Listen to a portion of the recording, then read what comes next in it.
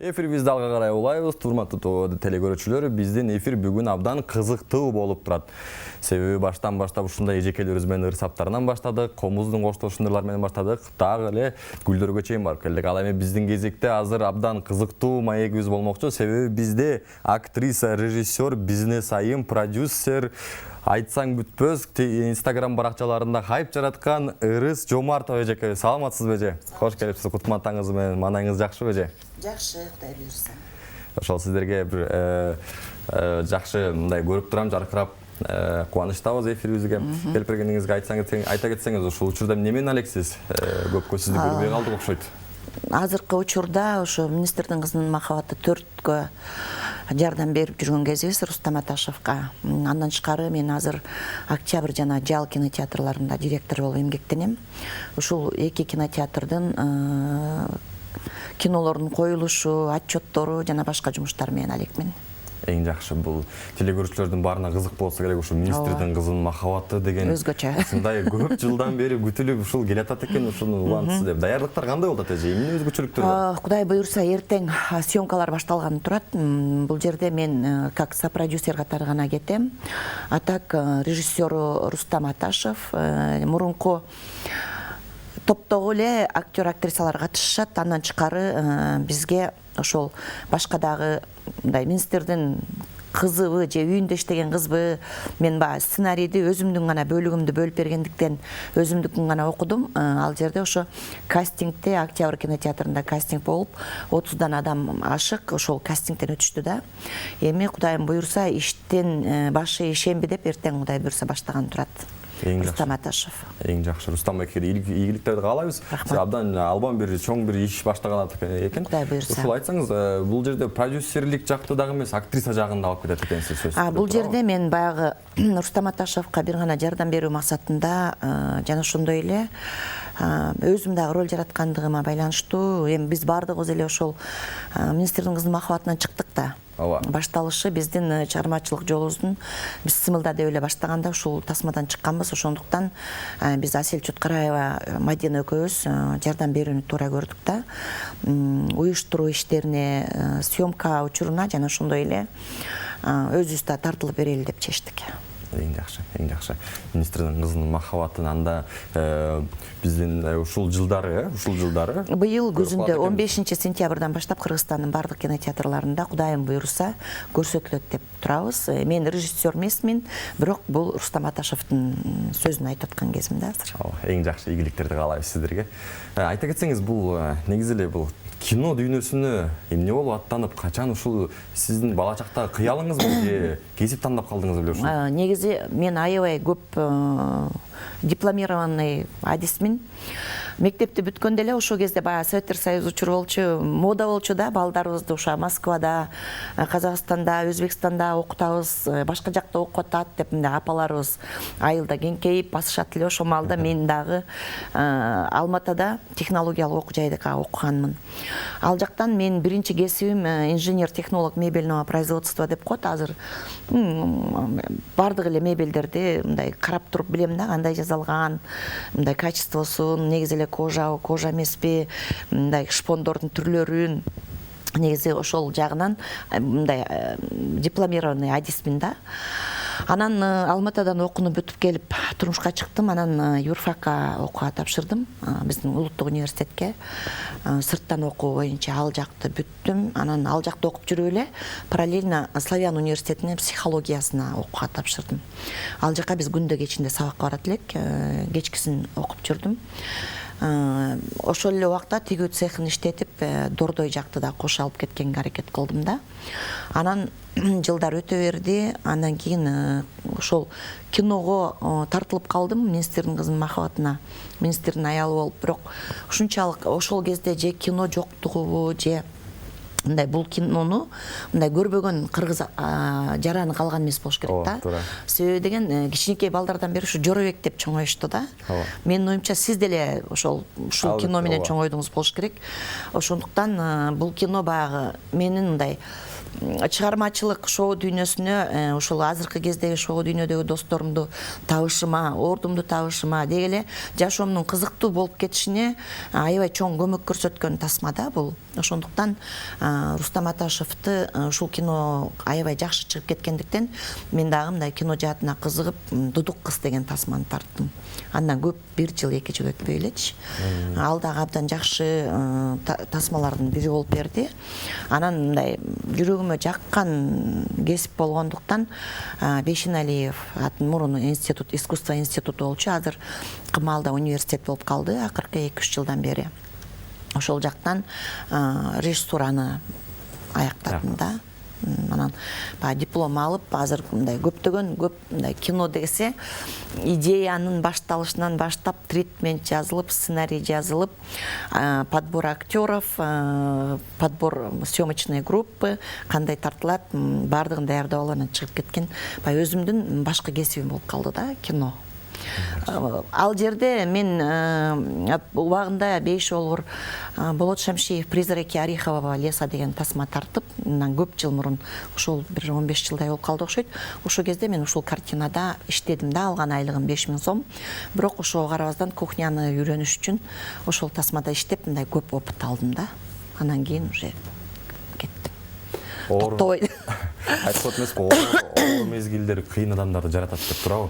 Ошол кездерде дагы сиз өзүңүз айтып аткандай чет жактарда окуп, ушундай киного салым кошуп турсуз. Биз дагы кичинекей чагыбызда сиздердин кинолоруңуздарды көрүп, айрыкча ошо министрдин кызы махабатынан таанып келебиз. Ошол ушундай суроо бергим келип турат. Айтсаңыз, ушу Казакстанда окуп калыптырсыз, Алматыда. Биздин азыр заман өткөн сайын Алматынын, Казакстандын кинолору, сериалдар абдан мындай мыкты деңгээлде болуп атат деген баарыбыз билип жүрөбүз. Анан ушул Кыргызстан менен айырмачылыктар эмнеде? Биздин Кыргызстандын эмне кемчиликтери бар ушундай? Казакстан сыяктуу дагы эмнеге тарта албайбыз ушул кинолорду? Мен оюмча биз Казакстандан кем калбай эле тартып атат болушубуз керек. Себеби деген азыркы учурда Бишкекте 12 кинотеатр, Ошто 3, Жалал-Абадта 1, ал эми бардык региондордо кинотеатрлар иштеп атат да. Мен азыр өзүм да ошо кинотеатр иштеткендиктен, ошо директор болгондуктан көптөгөн ушул кинотеатрларда жалаң кыргыздын кинолорун, жалаң ушул кинотеатрларды иштетип келатат деп айта алам да. Себеби деген азыр мындай баягы зарубежный кинолор убагында жакшы болгон, мындан бир 10-15 жыл мурун, 5 жыл мурун мүмкүн. Бирок азыр чынында кинотеатрларды кыргыздын гана кинолору кармап, ошол жака мындай элди тартып, элдер ушул жерден попкорн жеп, үйдөгү мындай маселелерди, кыйынчылыктарды, оорчулуктарды унутуп, 1,5-2 саат болсо дагы ошо кинотеатрларды көрүп келатышат. Көрүп, кинолорду көрө салышат да. Жакшы эле кинолор тартылып атат. Мына быйылкы жылдын эсебинен Аяш Бакыт Осмонкановдун тасмасы биринчиликти касса боюнчабы, мындай көрөрмандардын көптүгү боюнча мен биринчиликти алды деп айта алам. Андан кийин биз деле ошо Кайненемден кантип кутулам деген тасма тарттык. Кудай буйрса, ал да жаман болгон жок. Анан көп эле кинолор, Күйөө бала, Өкүл ата, Күйөө жолдош, Кайнене 2, Супер кудалар 3 жакшы эле болуп атышат. Менин оюмча биз эми ушинтип мындай өнүгөт болушубуз, өнүгүү эле атабыз, өнүгүү эле тартылып атат, но мындан дагы мындай кыргыз элиме бийик мындай жакшы кинолор тартканга аракет кылабыз деген ойдомун да. Биз дагы ошо сиздерди ошо чет элдиктерге дагы кыргыз киносу тармагынан салым кошот деген. Ал автордук кинолор бул башка. Азыр андай автордук кинолор биздин кинотеатрларга мындай чынын айтканда эл келбейт. Эл азыр чарчап турган кезинде, кыйналып турган кезинде өздөрү мындай комедияны жакшы көрүшөт да. Ошондуктан менин оюмча жалаң комедиялардын тартылып калган себеби да ошол да. Ошол Мисалы айта кетсеңиз, бир азыркы учурдарда бир сиз режиссер, продюсер катары өзүңүздүн оюңузду уккум келип турат. Мен мисалы кино тарткым келсе, бир кино тармагында бир билимим жок болсо, бир гана талантым болсо, талантым дагы эмес, ушундай бир кыялым болсо, режиссер, продюсер боло аламбы же сөзсүз түрдө ошону окуш керекпи? Мен болуп кеттим го, бирок мен кийин окуп алдым да, кийин билим алдым ошол режиссура боюнча. Менин оюмча, эгерде адам сүйсө ошол кесибин, мындай жүрөгү менен каалап турса, эмнеге болбосун болот. Аракет керек. Анан ошо көпчүлүк учурда бизде азыр ата-энелер, өзгөчө колунда барлар балдарын, сизге окшогон балдарын иштетпей, жалаң ошо акча берип эле ушундай кылып атпайбы? Мен ойлойм, тескерисинче, эгерде мындай каалооңуз күч болсо, иштеп кетсеңиз болот да. Себеби деген азыркы ата-энелерге айтарым, мындай сиздердин ушу 5-телеканал аркылуу 5 канал аркылуу мындай 23 жаштан кийин ошо балдарды кой бериш керек да, мындай эркиндикке.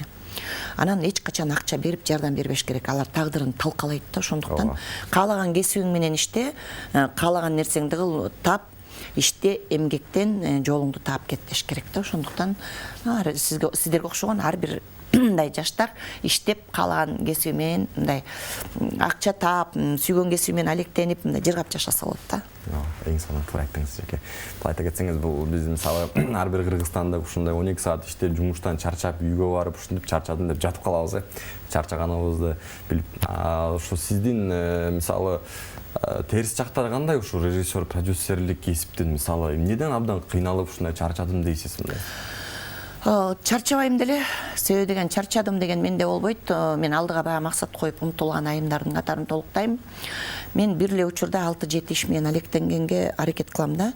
Күнүнө мындай алдыга максаттарымды жазып алып, ошол жолукчу кишилериме жолугуп, жасачу иштеримди жасап, азыр уже Сокеш аттуу мындай комедиянын сценарийи менен отурабыз.